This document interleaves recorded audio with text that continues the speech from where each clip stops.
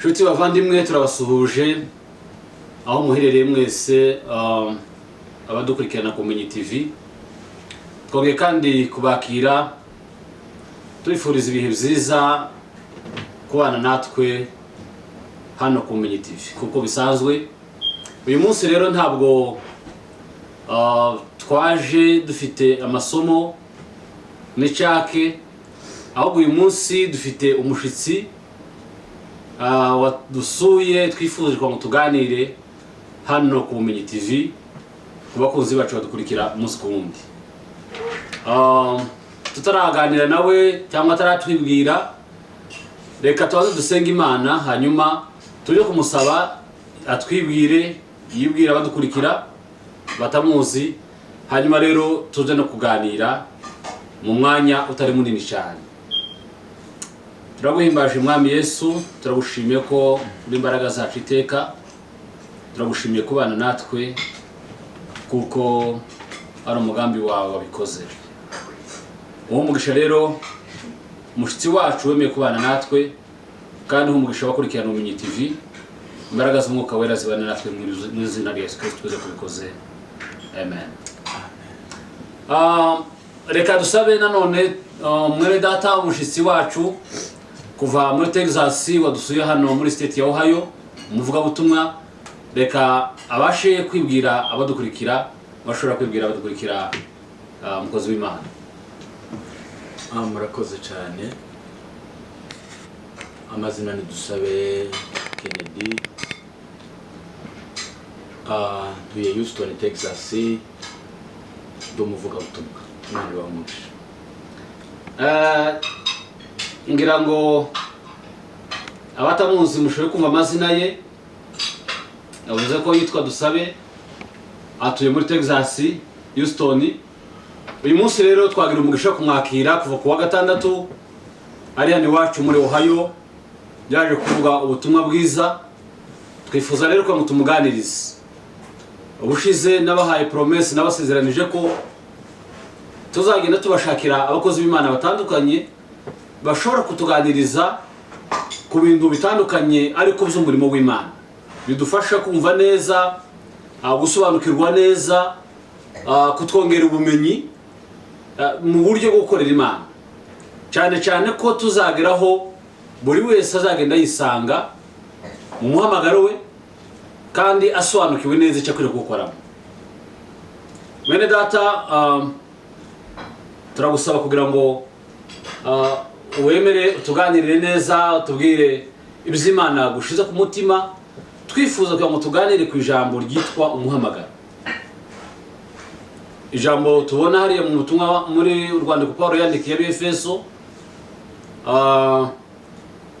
igice cya 4 umurongo wa 11, aho Imana yagiye igaragaza icyo bamwe bita mihamagaro, cyabandi bita ministeri zine cyangwa se 5: intumwa, umushumba, ari umupastori, umuhanuzi, umwarimu n'umuvuga butumwa.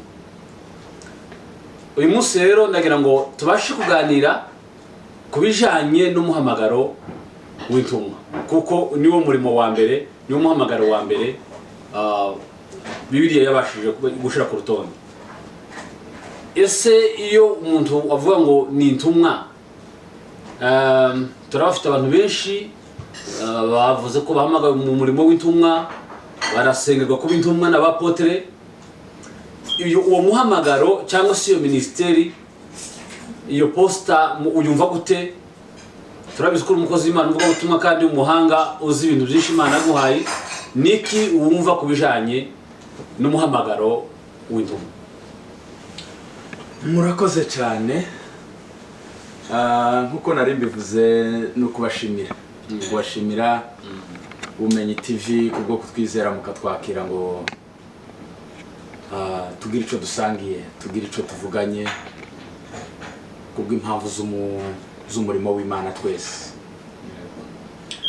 Ubashije ikibazo cyiza, uravuga ngo ese turi mu bihe abantu basengerwa kwitwa intumwa, abandi bagasengerwa muri ubwo buryo. abandi bakabyita ese uwo muhamagaro wuziheke. Ndaza kubisubiza nciye kure. Muri Bibiliya haba imihamagaro ibiri, izindi ni impano. Imihamagaro ibiri iri muri Bibiliya ni umuhamagaro rusange n'umuhamagaro bwite. Niyi yonyine iba muri Bibiliya. Intumwa, umuhanuzi, mwarimu, umupasiteri, ziriya ni impano Imana itanga. Ariko imihamagaro ni ibiri, umuhamagaro bwite n'umuhamagaro rusange. Aho iyi mihamagaro rero iza gutandukanira, nuko umwe ari umuhamagaro bwite, undi ukaba umuhamagaro rusange. Ariko nanone iyi mihamagaro yombi igira ikintu kiza kiyihuza, igira intego imwe iziyifunga, igira umugozi uziyihambiye, nico bahamagarira. Uwahamagawe ku giti cye n'umuhamagaro witwa wa rusange, aba bantu bagira ikintu kimwe kiza kibahuza. Kandi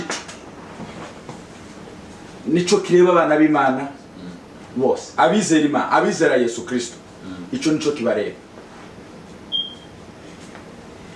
ni ugufatanya na Kristo. Ari uwahamagawe umuhamagaro ku giti cye, ari abahamagawe umuhamagaro rusange, cyangwa se nshobora gukoresha terime ngo umuhamagaro rusange. Ni impano zikorera muri community kenshi. Kuko uzi impano rusange, umuhamagaro rusange, hari abantu benshi badashobora gusobanukirwa ese umuhamagaro rusange usobanura iki. Wagerageza gusobanurira abadukurikira neza wenda mu ncamake ingero zigize umuhamagaro rusange n'ingero zigize umuhamagaro bwite. Umuhamagaro rusange ni ijambo rimwe, niki naringiye kugeraho. Umuhamagaro rusange duhamagarirwa, yaba pasiteri, yaba umuvugabutumwa, yaba umukirisitu, yaba intumwa, yaba umuhanuzi. Umuhamagaro rusange ni umwe, ni ugufatanya na Kristo. Uwo ni wo muhamagaro rusange. Umuhamagaro bwite rero ni izi mpano, ni umuhanuzi, ni umuvugabutumwa, ni iki, uko Imana yagiye ibigabura mu buryo butandukanye. Uriya ni umuhamagaro bwite. Ariko nubwo ari umuhamagaro bwite, uzugaruka ugasanga umuhamagaro rusange, bagahuza intego. Intego ikaba iyihe rero? Gufatanya na Kristo. Urwandiko rw'Abakorinto nirwo rushobora kudufasha tukabasha kumva iki kintu. Reka nkoreshe Bibiliya yanje.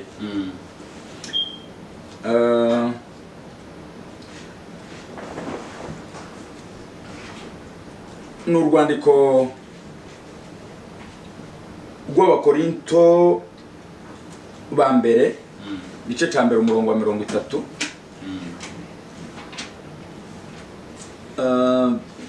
Kankoreshe Bibiliya ijambo ry'Imana.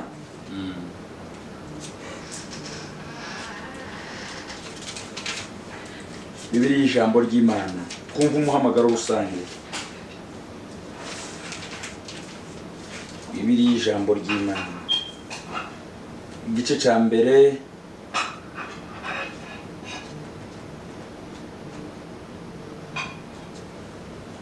reka nidushaka tubanze dusoma umurongo w'9. Umurongo w'9 muri Bibiliya ijambo ry'Imana mfite iravuga ngo Imana ni indahemuka, nayo yabahamagaye ngo mugirane ubumwe n'umwana wayo Yesu Kristo, umwami wacu. Usomye muri Bibiliya yera, reka dukoreshe Bibiliya yera nayo gato.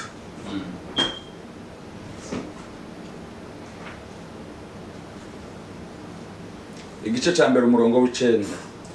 Imana niyo kwizerwa yabahamagariye gufatanya n'umwana wayo Yesu Kristo umwami wacu.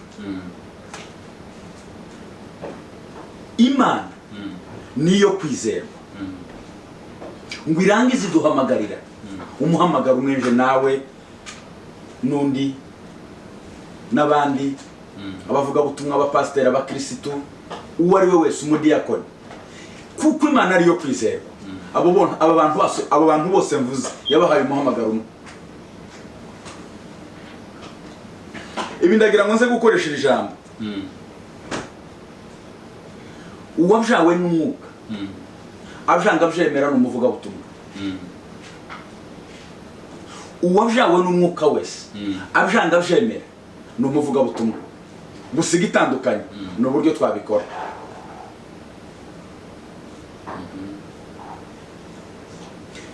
Igitumye mvuga ngo uwabjawe n'umwuka wese n'umuvuga butumwa. Twese dusangiye umuhamagaro wo gufatanya na Kristo. Gufatanya na Kristo tuzafatanya iki rero? Ko turi gukomeza gukoresha ijambo ngo dusangiye umuhamagaro umwe wo gufatanya na Kristo, niki tuzafatanya na Kristo? Abakorinto ba 2. Kugira ngo nze gutibuka kuri kiriya kintu dushaka.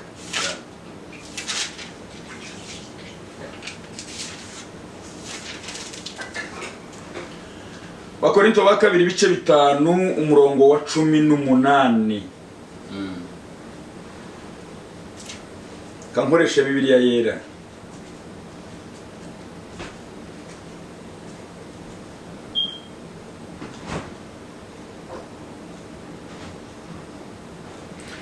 Umurongo wa 18 mu Bakorinto ba 2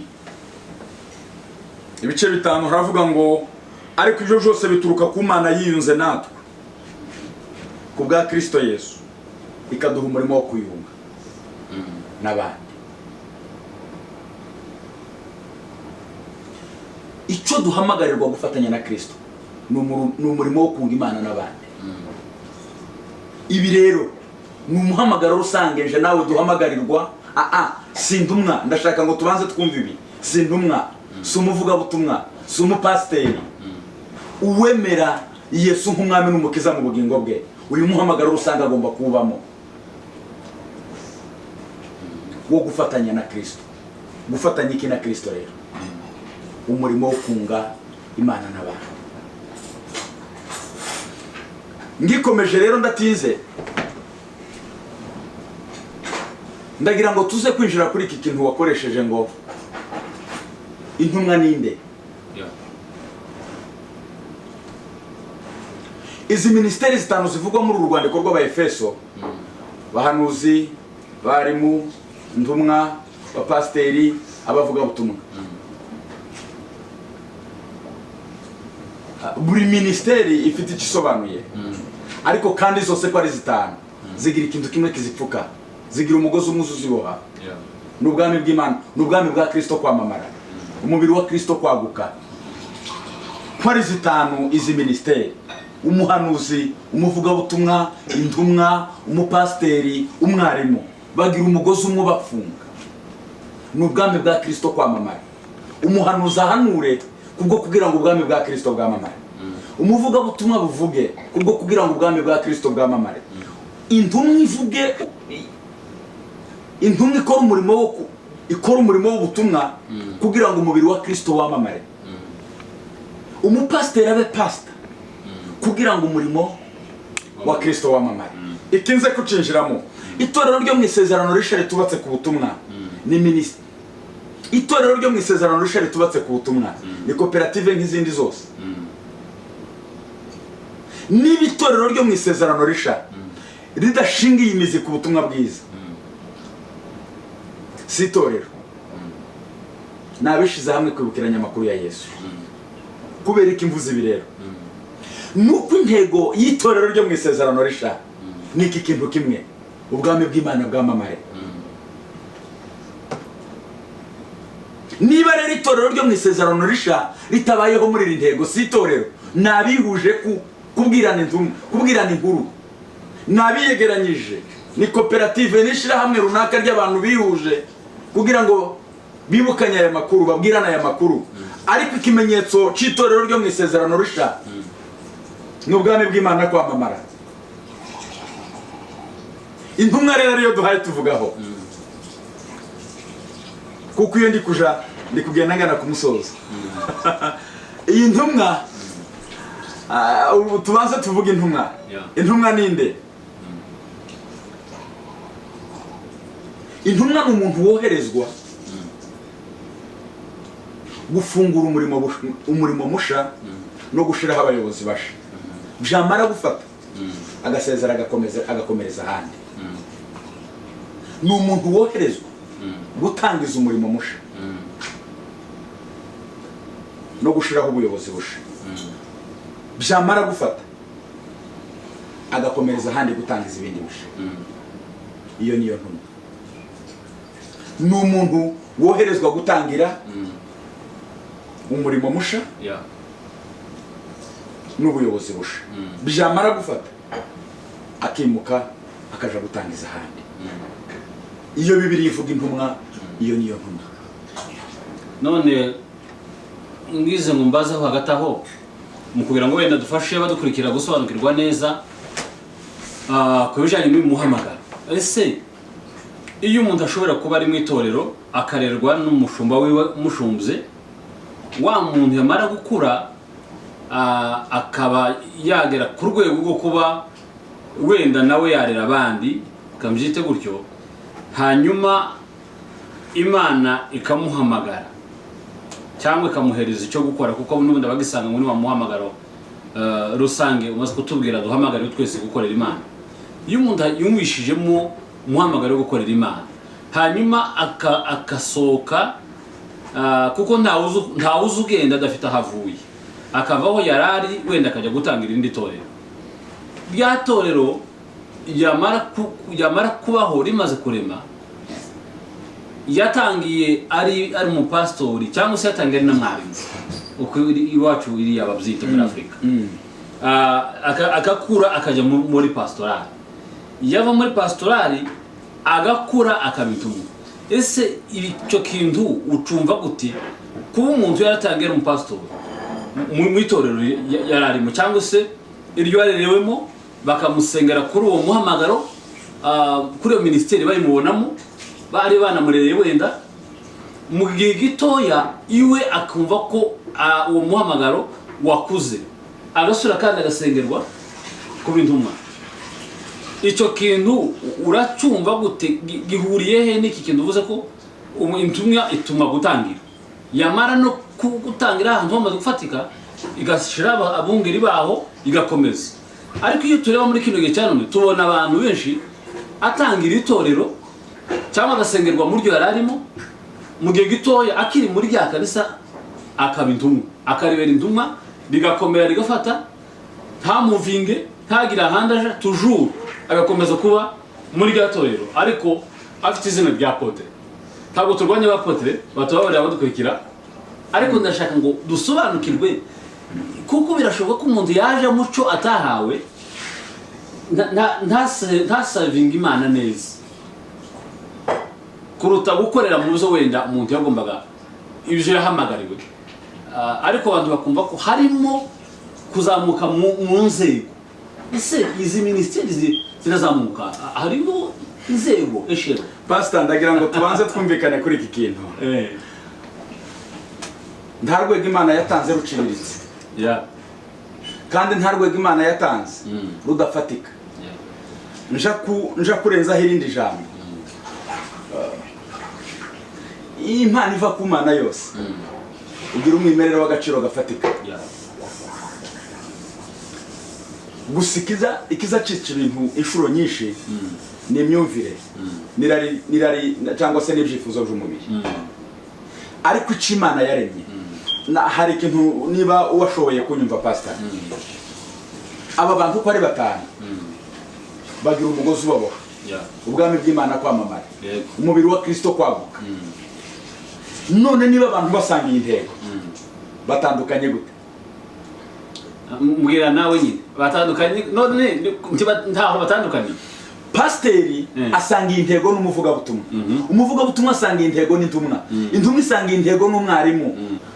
ushobora kurera, watoza, wakwigisha, ariko mu gihe kuko iyo umaze kugira amavuta y'uwitwa intumwa uhamagarirwa kugenda, ntuhamagarirwa kwicara.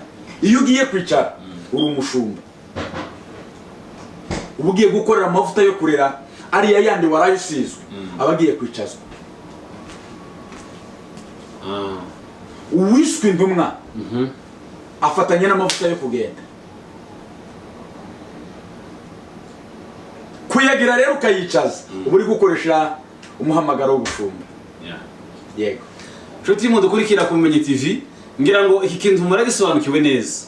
Nimba uri umupastori ukaba wahawe promotion n'Imana, umwuka akaguhereza ubuntu bwo kuba intumwa, ni ukuvuga ngo agukuye muri cya cyicaro cawe wari urimo, aguhaye akongeye akazi, kandi akazi wongerewe nako kugenda.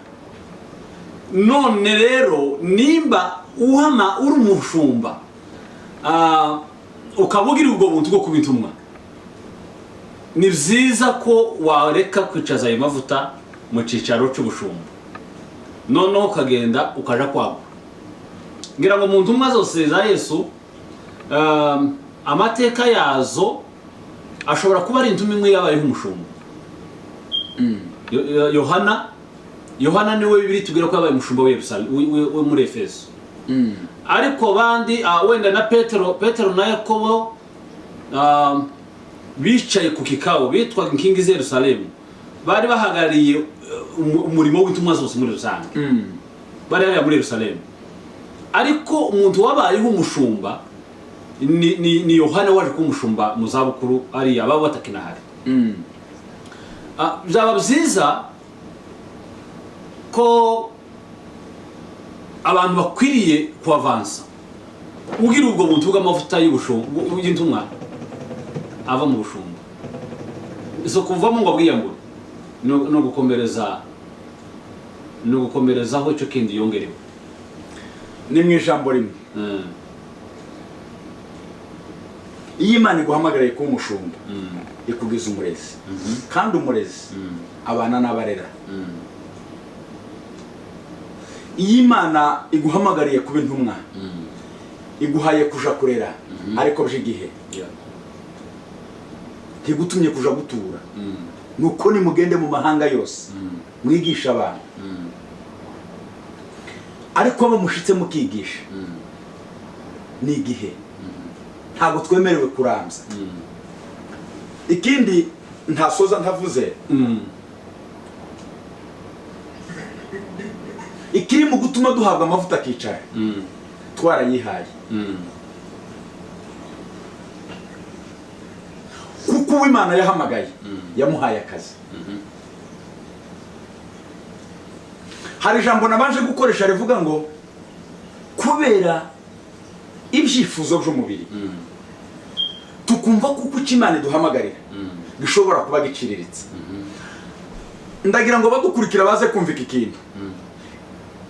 Impano y'Imana ni ubuzima bufatika gusa. Impano yose igira ibanga rimwe,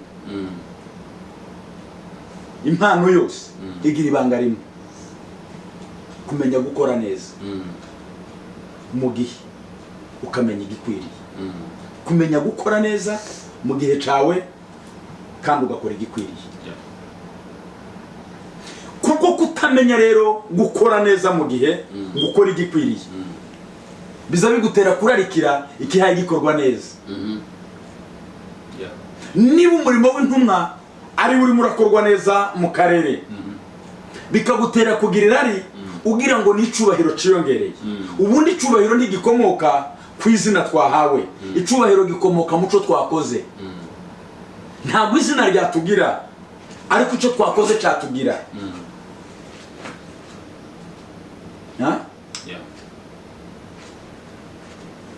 Kugira ngo twitwe abana b'Imana nuko hari igikorwa cyabereye ku musaraba.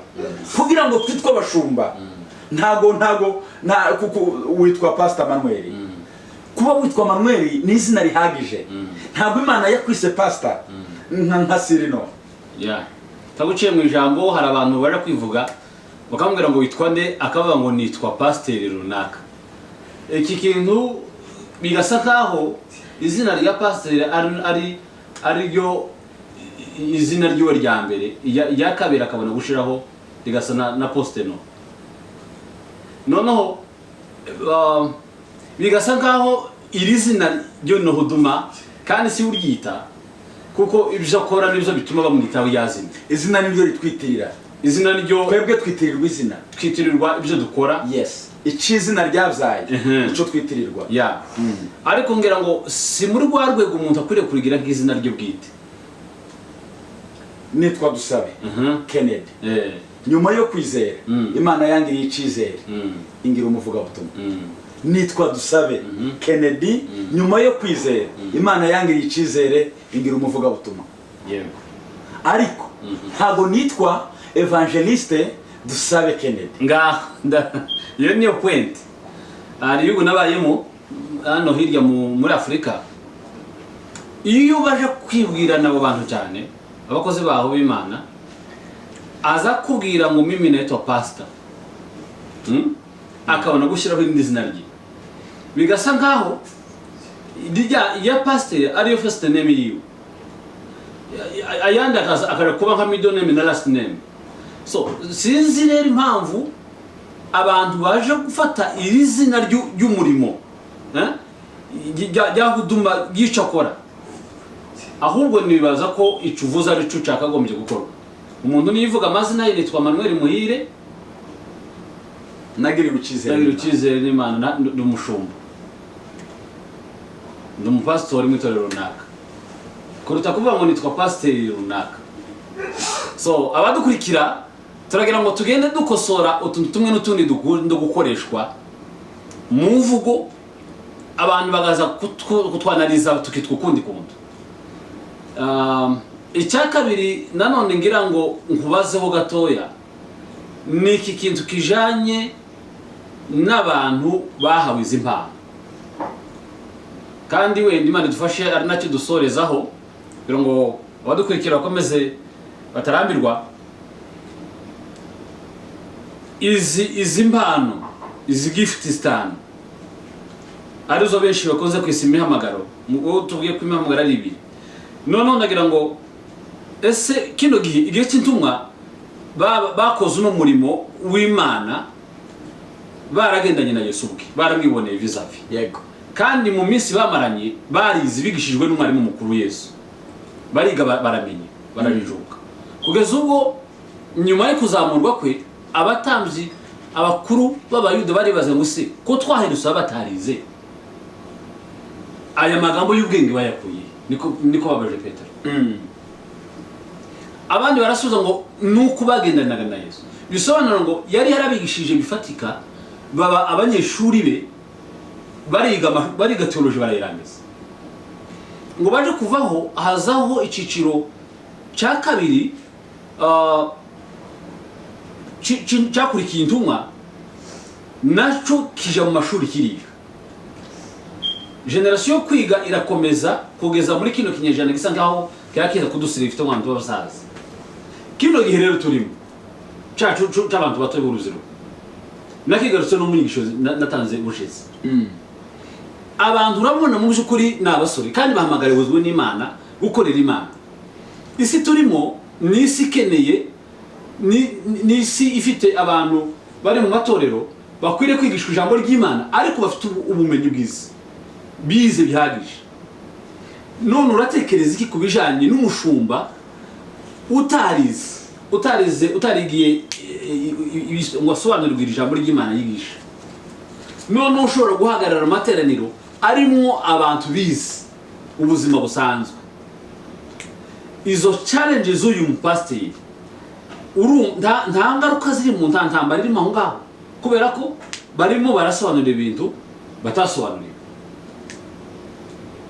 bigatuma abantu kabona abantu muri kino gihe cyacu barimo baragira umuvuduko nabyita sinyito nayita bafite umwete cyane wo gukorera Imana kandi birabagaragara ko Imana ibahamagara batoya. Ariko kugira ngo baje mu ishuri bige byibuze bige niyoboka bige ibyo bagiye guhamagarira arizo Bibiliya.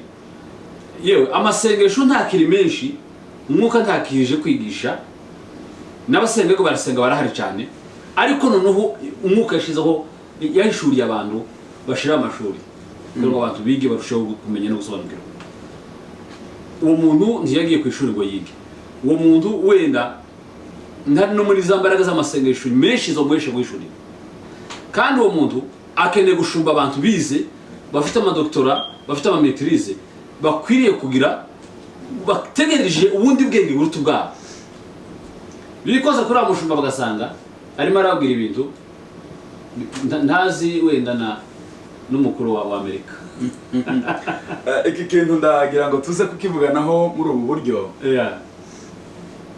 Hari ikintu twavuze, umukirisitu, umupasiteri, umuvugabutumwa uwo ari we wese, dufite icyo duhamagarirwa kandi dusangira twese, ni ugufatanya na Kristo. Gusa ibikoresho dukoresha nizo bitandukanye. Uyu munsi ndahamagarirwa gufatanya na Kristo, ndi umuvugabutumwa ngatera intambwe nkagenda, nkaja kwigisha, kwicarana n'umuntu kamusobanurira ibyanditswe, yabyumva akizera Imana. Hari undi uzakoresha ikintu cyiza kindi. Bibiliya zivuga ngo nibabona imirimo yanyu myiza bibatere guhimbaza Imana, nibabona character, nibabona ubuzima mubayeho buhesha Imana icubahiro. Ibyo ntibibasaba kuvuga, ibyo ntibibasaba kugenda muri environnement utuyemo. Nibabona imirimo myiza, nibabona uko witwara, nibabona uko witwararika, nibabona uko ubana, bibatere guhinduka utavuze. Ubundi biragoye ko isi izahinduka kuba bavuga butumwa.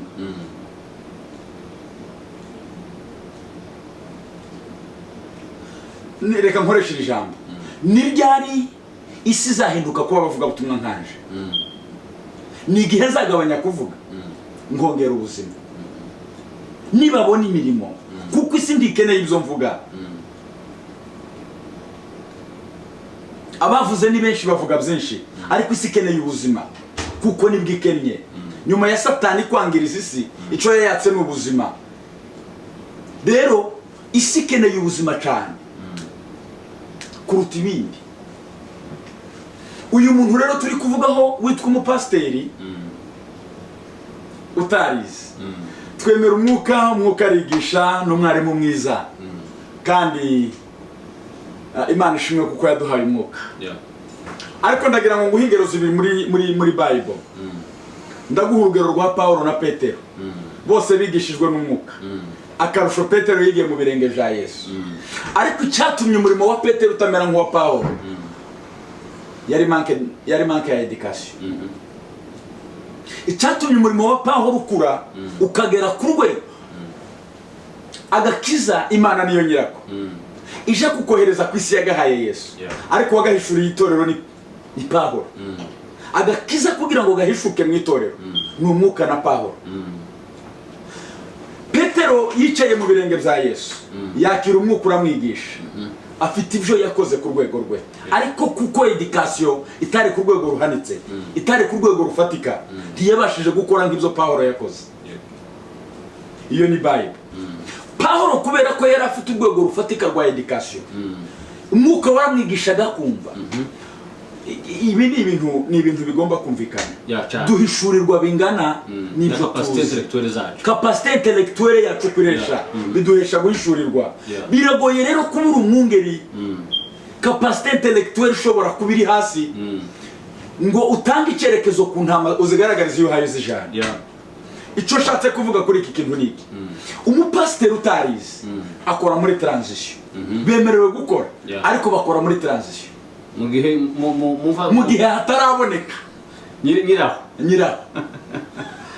Murumva badukurikira ihatari iri aho hantu.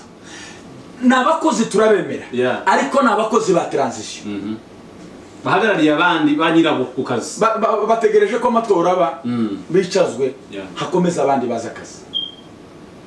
Kuko niba twemera kumwigisha umwuka twigisha bingana n'ibyo tuzi,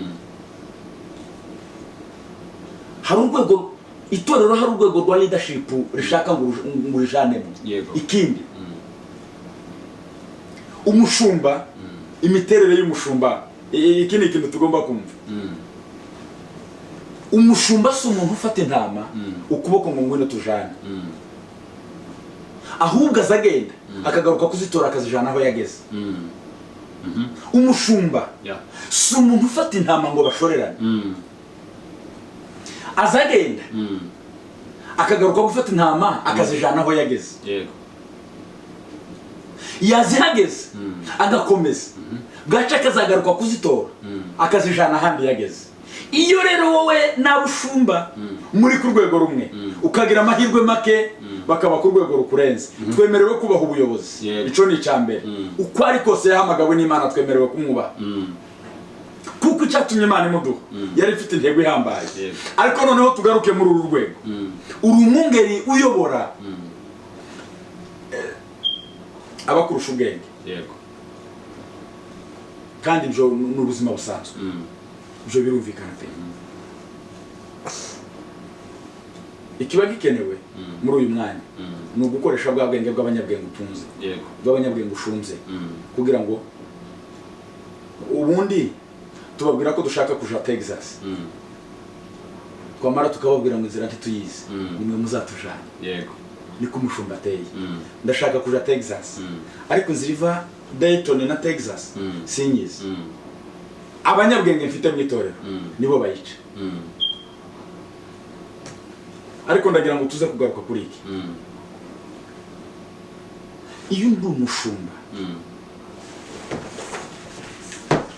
namara nkaba imbere y'abantu basobanurira Bible ntayumva, ni uburozi.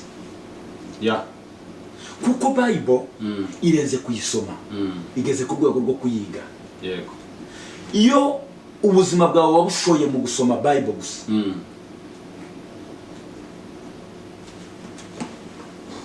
biragoye ko wahagarara ukayisobanurira abandi. Yego. Tugera ku rwego rwo kwisobanurira abandi iyo twagize umugisha wo kwicara tukayigishwa. Ku rwego rwo kwigishwa, tukayigishwa tukayisobanurirwa. Ariko iyo tutayisobanuriwe twamara tukaja kuyisobanura, nakaga gakomeye. Harimo iterabwoba, harimo ibintu byinshi bidasobanutse. Ni ukuvuga ngo Bibiliya hari ikirenze kuyisoma, ni ukuyisobanurirwa. Rero iyo uyisobanura utayumva harimo uburozi. Ego. Kandi nshuti bavane ngo dukurikire Kumenya TV, reka tugane ku musozo. Tugane ku musozo, amagambo mushitsi wacu, mutumirwa wacu arimo tugezaho ni meza cyane, kuko twise ino umurongo wacu twawise Ubumenyi TV. Nuvuga ngo ubumenyi dushaka ko mu bumenyi bwawe ufite wongeraho ubundi. Ariko hari ijambo rikomeye yarangirijeho rivuga ngo nusobanura Bibiliya warayisomye gusa utarageze ku rwego rwo kuyigishwa cyangwa rwo kuyiga, n'uburozi utanga. Uburozi mu buhe buryo? Ni mu buryo bwo kuvuga ufite amakuru. Buriya Bibiliya igizemo ibintu bigera kuri 5 bigize. Harimo amateka, harimo imigani, harimo ibitabo by'abanyabwenge, harimo ubuhanuzi. Kandi ubuhanuzi nabwo ni ubuhanuzi buza akenshi, ubuhanuzi buzara amarenga. Yego. None rero ari mu buzima bwo gusoma Bibiliya ukomezanya umenya ya marenga, ufata ya marenga mu mutwe, ariko ntumenye igisobanuro cya ya marenga. Umva imigani, usoma imigani, ariko ntusobanuke guca imigani ariko ushaka kuvuga. Usoma amateka, ariko ya mateka ntumenye icyo akwigisha muri kino gihe cya none n'igihe kizaza. Ndibaza ko ari byiza ko abantu badukurikira barushaho kugira umwete wo gusoma, kugira ngo barusheho gutanga ibintu by'umwimerere, ibintu by'Imana. Ejo abantu batazabazwa ibyo bari bazi ngo babikoze neza kandi bitarakozwe neza. Muri conclusion yawe kuri kino kintu tuganiriyeho umwanya muto nuko utuye kuri, ariko Imana izagenda iduhuza, tuzagenda tubonana ikindi gihe tuzakomeze kuri kino kintu dusobanurira abantu barimo bahamagarwa gukorera Imana muri kino gihe sirito. Buriya nkubwire umukozi w'Imana, umupasitori wicara akamenya ko mu ikanisa afite abanyabwenge kandi yobagisha inama bakamwereka icyo gukora, uwo muntu aba ari muzima. Ahubwo abenshi kubera complexe de vérité, kwitinya, ntiyemera kugisha inama, ahubwo ashaka uburyo akora ibyo atazi, bigatera abantu kuba banamucumuraho kuko barabona hahuzagurika, bikamutera kuvugwa. Ari igihe buriya abantu mu nziza nari n'urugambo, iyo umuntu uhari uhuzagurika mu bintu ntubaze inzira, ni nk'uko woza kuje wanje windi wanje tuwazi kagu telefone nti ngwino usure ati ndaje utahazi woje tiwo noje wawe kuko ni honze ya ariko mu byukuri nguha ya adresse usha muri GPS ugaruka mu rugo.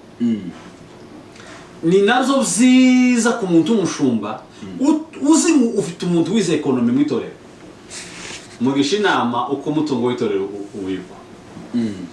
Nije ntavuze menshi, reka ngusabe uduhereze ijambo rya nyuma ryo kusezera cyangwa se washikiriza abadukurikiye Community TV, hanyuma tuze gusoza. Reka nsoreze kuri iki kintu mbere yuko mvuga ijambo rya nyuma. Ibintu twari ko twiga hano, twari ko twiga ibanga ryo gukora iciza. Hariho ijambo rimwe twize muri ayo majambo, kwitoza gukora iciza. Twavuzemo ibintu bigera kuri bitatu umuntu yakoresha mu gihe yitoza gukora iciza. Kimwe muri ibyo twacise kuba za Abeli. Umunsi Kayini atakaza amahirwe yo kuba za Abeli, byamuteye kugwa mu mutego. Urupfu rwa Kayini rukomoka muri manke yo kubaza. Umunsi yirengagiza kumenya kubaza, ni urupfu rwa Kayini rwakomotse. Iyo aje kwegera muri umuntu akamubaza ngo byagenze gute kugira ngo wemerwe, Abeli agira umutima mwiza ari kumubwira ngo bazimana. Natanje watanje, uwemera n'Imana, bazimana cyatumye ihitamo takwemera ya wowe ntikwemera. Ni ukuvuga ngo urwego rudushoboza gukora iciza mu buzima rushingiye mu kubaza. Wabyirengagiza ku mpamvu zawe bwite, ariko ntawe ukomeye mwisi utarabajije. Abahanga dufite bateye ubwoba isi yubaha, ubuzima bwabo, ubuhanga bwabo bushingiye ku bibazo babajije. Nta mwarimu utagira mwarimu, yego, kandi nta wiga atabaza. yego. Ni ukuvuga ngo agace ko kubaza ni igice gifatika cy'ubuzima dukeneye. Igihe cyose twacirengagije twabaho ubuzima bubi. Rero kubaza abo uyoboye si ubuswa, ni imbaraga zigushoboza gukora neza ikikureba. Nja gusoza rero, mu by'ukuri reka tumenye imihamagaro itureba. Niba warahamagariwe kuba intumwa, bikore neza. Si igitangaza ko waba intumwa ugahamagarirwa kuririmba, ugahamagarirwa n'ibindi, kuko Imana igitanga uko ishaka kandi mu gihe cyayo. Ariko nanone muri ibi byose ndagira ngo nkwibutsire ijambo, menya icyo uhamagarirwa. Menya icyo uhamagarirwa.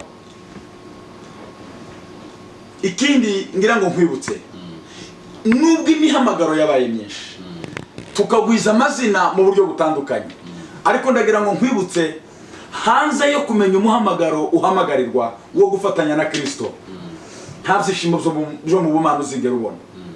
Ibyishimo byo mu bumana bishingiye ku ijambo rimwe, kumenya gufatanya na Kristo. Rero ndagira ngo nkubwire, niba gufatanya na Kristo atari intego yibanze mu buzima bw'ubukristo kuri wowe, wataye inzira. Garuka mu nzira, kuko inzira nziza no gufatanya na Kristo. Tugafatanya iki? Kunga Imana n'abandi. Ndabashimiye rero, mwagize neza. Tumenye imihamagaro, nitumara kumenya umuhamagaro bizaduha kubaho ubuzima bushimishije. Imana ibahe umugisha. arakoze cyane umutumirwa wacu mwene data. Reka tubasabe mwese abadukurika Kumenyi TV mugerageze gutanga comment, ibitekerezo byanyu bidufasha muri kino bikorwa. Icya kabiri nanone tubasabe gukora subscribe. Icya gatatu, nimba kino kiganiro kikunyuze ukumva hari undi cyofasha, kimwohereze, kora share kimugereho. Ikindi cya nyuma ndabasaba kugira ngo uyu mwene data mubona hano ni umugabo w'Imana ihagurukije muri kino gihe cya none, abamwegereye igihe cyose muzamwifuza muzamutumire azabagirira umumaro. Imana ibamugisha kubana natwe. Amahoro Yesu Kristo abane namwe. Murakoze cyane. Amen.